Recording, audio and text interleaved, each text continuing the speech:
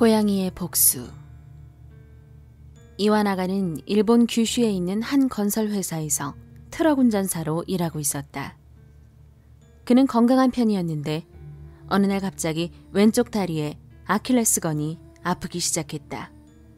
시간이 좀 지나면 괜찮아지겠지. 이와나가는 대수롭지 않게 생각하고 내버려 두었다. 그런데 괜찮아지기는커녕 통증이 점점 더 심해져 갔다. 땅에 발을 디딜 때마다 머리끝에까지 통증이 울렸다. 아무래도 치료를 받아야겠어.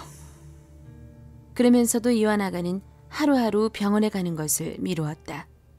그런데 오른쪽 다리의 아킬레스건도 아파오기 시작했다. 이러다간 걸어 다니지도 못하겠군. 이와나가는 정형외과를 찾아갔다. 의사는 여러 가지 검사를 하고 나서 진단을 내렸다. 아킬레스건에 염증이 생겼습니다. 뭐 대단한 건 아니니 며칠 치료를 받으면 나을 겁니다. 이와나가는 며칠 동안 병원에 다녔다. 그런데 통증이 점점 더 심해졌다. 엉터리 의사, 진단이 잘못됐어. 이와나가는 다른 병원을 찾아갔다. 그런데 역시 아킬레스건의 염증이라는 진단이 나와 치료를 받았다. 그러나 아무 소용없었다. 또 다른 병원을 찾아갔는데 그 병원에서는 아무런 이상도 없다는 진단이 나왔다.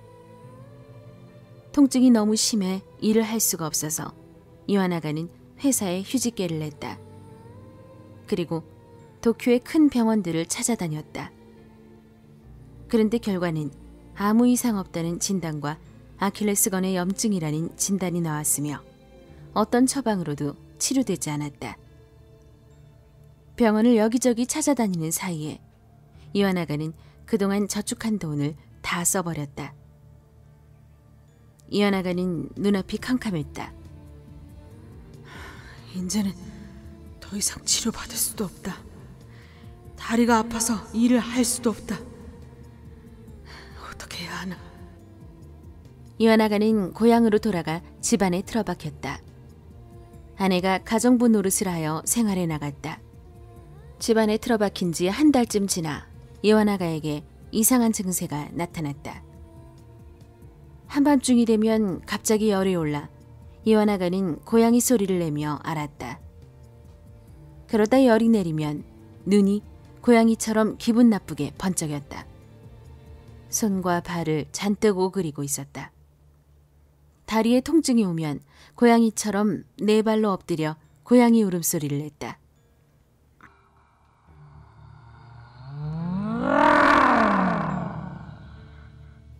당신 왜 그래요? 무서워요. 싫어요.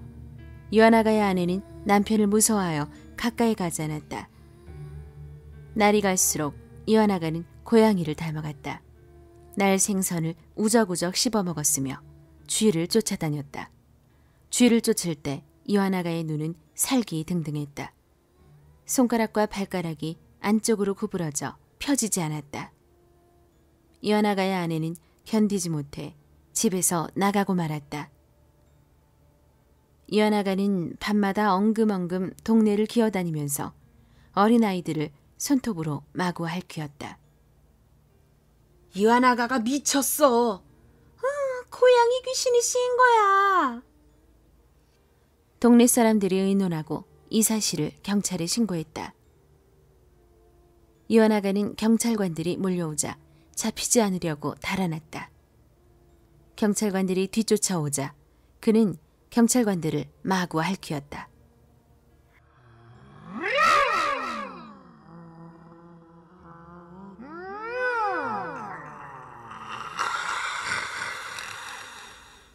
경찰관들은 겨우 그를 붙잡아 정신병원에 넘겼다.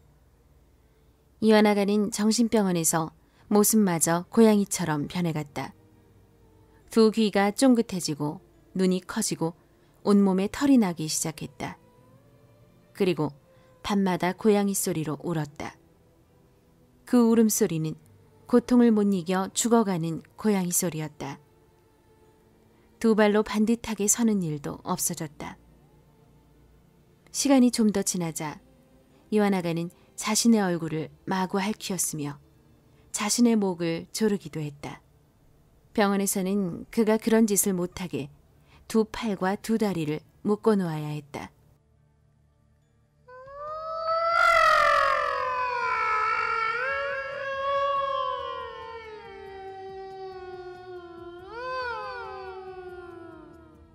이완아가의 신음은 언제나 소름 끼쳤다. 이완아가는 치료될 것 같지 않았다. 어느 날 이완아가의 옛 친구가 이완아가를 면회왔다. 그는 병실에 갇힌 이완아가를 보고 담당 의사를 만났다. 저는 며칠 전에 우연히 이완아가가 미쳤다는 소식을 들었습니다. 그런데 이렇게 심한 줄은 몰랐습니다. 아무래도 이완아가는 고양이의 저주를 받은 것 같습니다. 무슨 이야기인지 모르겠군요. 제가 이야기를 해드리면 선생님께서는 코웃음을 치실 것입니다. 혹시 도움이 될지도 모르니 들려주십시오. 그러죠. 지금으로부터 9년쯤 전입니다. 이완아가와 제가 고등학교에 다닐 때였죠. 어느 날인가 우리는 공기총을 들고 시골로 새를 잡으러 갔습니다. 들판과 숲을 헤매었으나 새는 한 마리도 보이지 않았습니다. 지쳐서 터덜터덜 걷는데 한 농가가 보였습니다. 물이라도 얻어 마실 생각으로 저희는 그 농가로 다가갔지요. 그때 농가의 지붕 위에서 고양이 한 마리가 낮잠을 자고 있었습니다.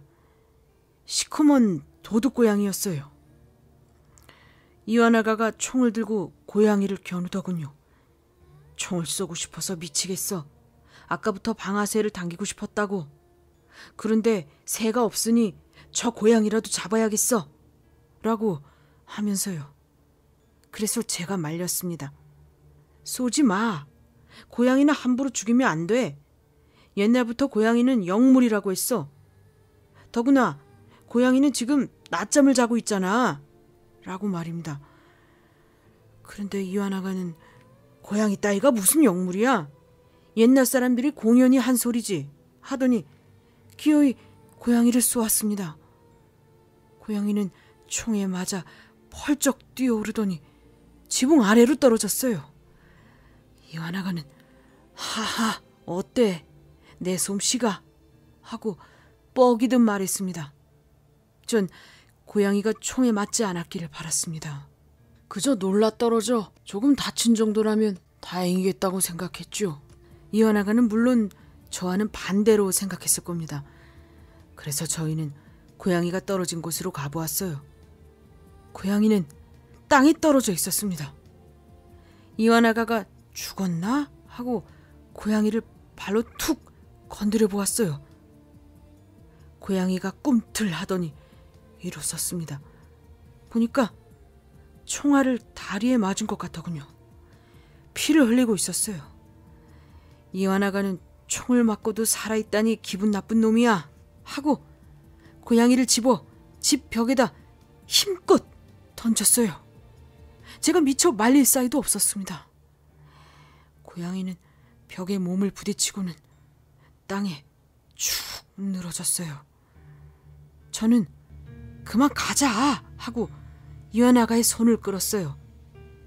농가는 비어있는지 아무런 인기척이 없었어요. 고양이의 주인이라도 나타나면 좀 곤란하겠다 싶었죠. 농가를 떠나서 한참을 지나가다 이완아가가 찜찜한 표정을 지었어요. 이완아가는 아무래도 그 녀석이 죽지 않은 것 같아. 검정 고양이는 무섭단 말이야. 몰래 내 뒤를 쫓아와 잠잘 때 나를 해칠지도 모르거든 하더니 돌아서서 뛰기 시작했어요. 전 이완아가를 쫓아갔지요. 이완아가는 고양이 목을 새끼줄로 묶어 끌고 왔어요. 그리고 고양이를 근처의 연못 속에 던져버렸어요. 그는 이젠 안심이야 하고 손을 탈탈 털었어요. 전 오랫동안 고양이의 모습이 눈앞에 어른거렸어요. 총을 쏠 때 적극적으로 말렸어야 했는데 하고 후회했어요.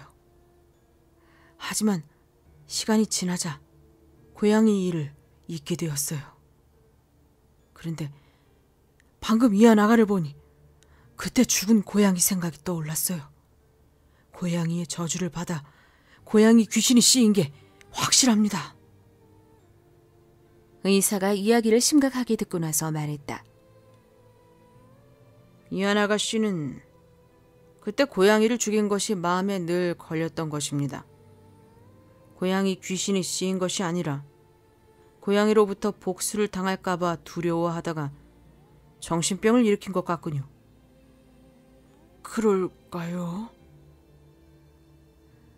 이완아가는 그 후 병원에서 탈출했는데 며칠 뒤에 연못에 빠져 죽은 시체로 발견되었다. 그 연못은 이완아가가 전에 고양이를 빠뜨렸던 바로 그 연못이었다.